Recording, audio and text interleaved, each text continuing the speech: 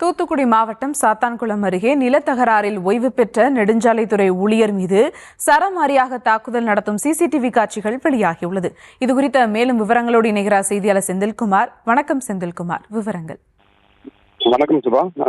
தூத்துக்குடி மாவட்டம் சாத்தான்குளம் அருகே ஓய்வு பெற்ற நெடுஞ்சாலைத்துறை ஊழியர் மீது நிலத்தகராறு காரணமாக சராசரியும் தாக்குதல். இந்த சம்பவம் சிசிடிவி காட்சி அடிப்படையில் போலீசார் வழக்கு பயந்து ஒருவர் கைது செய்தனர். அதாவது பார்த்தீங்கன்னா தூத்துக்குடி மாவட்டம் சாத்தான்குளம் அருகே உள்ள பேக்குளம் பகுதியை சேர்ந்தவர் முருகன். இவருடைய வயது 62.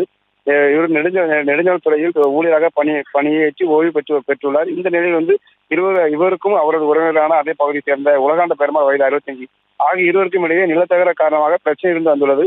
இந்த நிலையில் பேய்குளம் பஜாரில் நின்று கொண்டிருந்த முருகனிடம் நிலத்தகராறு தொடர்பாக வாக்குவாதத்தில் ஈடுபட்ட உலகாண்ட பெருமாள் வாக்குவாதம் முற்றிய நிலையில் சராசரியும் முருகனை தாக்கினார். இதனைத் தொடர்ந்து இது குறித்து சிசிடிவி காட்சியின் அடிப்படையில் விசாரணை நடத்திய சாத்தான்குளம் போலீசார் உலகாண்ட பெருமாள் மீது வழக்கு செய்து தாக்குதல் குறித்து சிசிடிவி காட்சியில் வெளியான அந்த காட்சி அந்த பகுதி பெரும் பரபரப்பை ஏற்படுத்தியுள்ளது.